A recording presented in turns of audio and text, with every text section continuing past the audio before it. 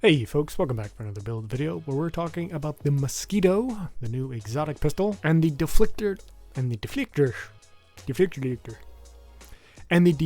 Ballistic Shield. So one puny pistol and one oft-maligned skill. We're going to pair them together today and see if we can get anything usable out of it. So spoiler alert, I think this is very much a niche build for someone who wants to run a tank, but also wants to be able to deal some amount of damage, but doesn't really want to do it with their pistol. But I definitely think this is the most usable Deflector Shield build that I've put together, even if the Mosquito Exotic Pistol doesn't seem to be working exactly as intended. But let's not get ahead of ourselves. First off, the Specialization, we've gone with the Technician, and that is primarily to unlock the Artificer Hive down there, which will periodically send out a drone to repair your Deflector Shield, even if the Hive itself is not deployed. On top of that, we also get a +1 skill tier from the Amped Talent, which, while wasted in terms of the total shield tiers, because as you can see down there, we do have 5 armor cores and a skill tier, so we have a tier 6 shield without our Specialization. What that skill tier does is it gives us a tier 2 Artificer Hive as opposed to having just a tier 1 Artificer Hive. So you get some additional shield repair from that Artificer Hive that you wouldn't otherwise get. For our primary weapon, we've gone with the mop named Shotgun, but ultimately this is not going to be utilized at all because when you have the Deflector Shield out, all you can use is your Sidearm.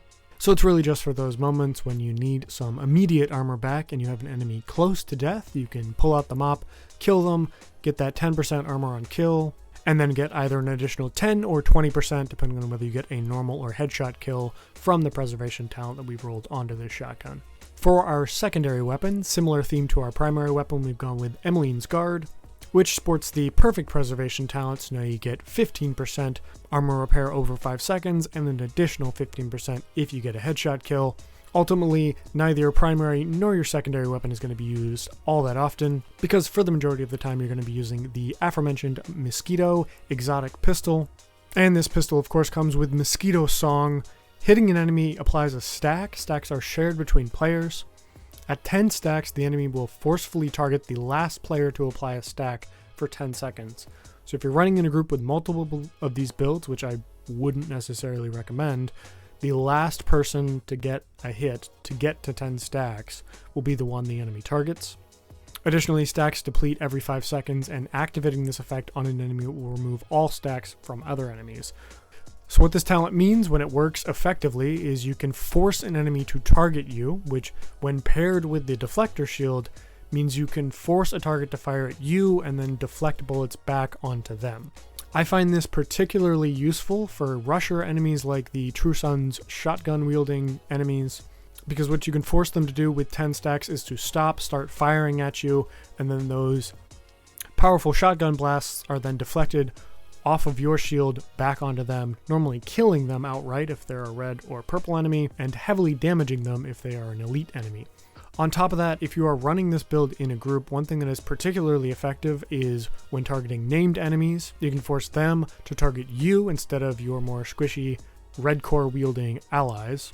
And on top of that, we've stacked enough skill damage down there to actually contribute a pretty significant amount of damage considering what we have put together. For our mask, we have the Catharsis, which comes with an armor core, incoming repairs, armor regen, and then we've gone with headshot damage there in the mod slot. On top of that, it also comes with the talent Vicious Cycle. Taking damage builds stacks to a cap of 30. Each stack grants 1% weapon damage. Taking damage at a max triggers a purge, removing all stacks and status effects, and then drops a healing cloud, which restores 5% of max armor for 10 seconds to all allies within the cloud. As you can imagine, this pairs particularly well with Foundry Bulwark and particularly a shield build, where you can build stacks to give you weapon damage for the majority of an encounter, and then when you tick over that 30 cap, you'll likely be in need of some healing, and that's where the cloud comes into effect. You can just stand there, soak up the healing, and then continue distracting and taking enemies down.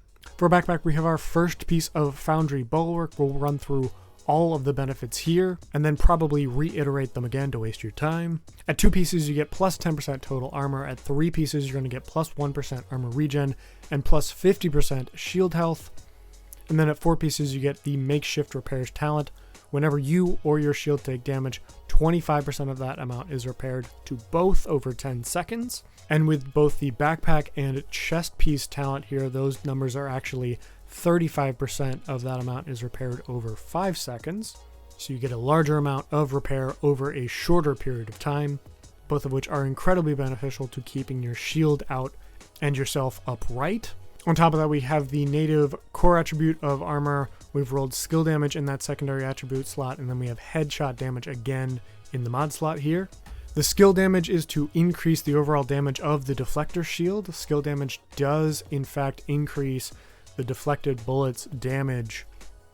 And the headshot damage is for the pistol to try and increase the effectiveness of it, so that you're not just using it to tag enemies, but you're also using it to actually take them down. And we've gone with headshot damage here because we don't really have enough space for anything else. And we've gone with headshot damage here because as close as you're getting to your enemies, those headshots shouldn't be hard to get, making headshot damage mods the most effective way to increase your overall damage output in the mod slot there. For our chest, we have a very similar story. We have our second piece of Foundry Bulwark giving us that 2-piece bonus of 10% total armor. And then again here we have a core attribute of armor, skill damage, and headshot damage in the mod slot. And then as we mentioned, with the improved materials talent, the makeshift repairs goes from 25% to 35%. For our gloves, we have our third piece of Foundry Bulwark here that gives us that plus 1% armor regen bonus and plus 50% shield health, both of which will be helpful in keeping you upright and your shield out, respectively. And again, here we've gone with a core attribute of armor and a secondary attribute of skill damage. For holster, we have Claws Out, which is the named Wyvernware holster that is exclusive to the Dark Zone. So the only way to procure this piece is from the Dark Zone, conflict caches, or other named item caches. It will not drop in the Light Zone as far as I am aware. So if you don't have this piece, I would go with a normal Wyvernware with skill damage and headshot damage. But if you have this piece, it'll come with a native skill tier, maxed out melee damage, and 9% pistol damage. And then you'll have one other secondary attribute, which we have rolled to skill damage. The other option here would be go with headshot damage if you want your pistol to be more effective. But because we were focused on the Deflector Shield here, we've gone with skill damage instead. On top of that, because it is a Wyvernware, we do get that plus 10% skill damage brand bonus. And then last but not least, we have our Foundry Bulwark Kneepads giving us that 4-piece bonus of makeshift repairs. Whenever you or your shield take damage, again, 35% of that amount is repaired to both over 5 seconds. And of course, those changes are thanks to both the backpack and chest piece talent that we're running. And then again, here we have a core attribute of armor and a secondary attribute of skill damage. Last but not least, let's run through these skills that we've already mentioned.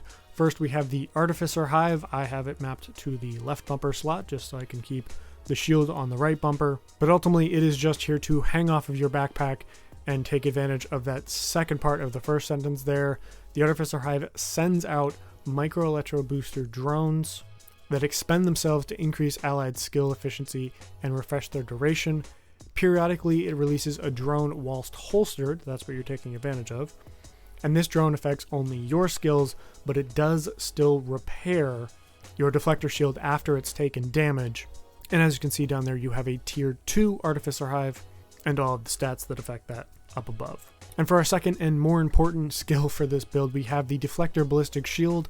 The Deflector Shield causes incoming bullets to ricochet at nearby highlighted targets with clear line of sight to the agent. Though not a full body shield, the lack of the brace means that only a sidearm can be used. That's why we've paired it with the Mosquito here.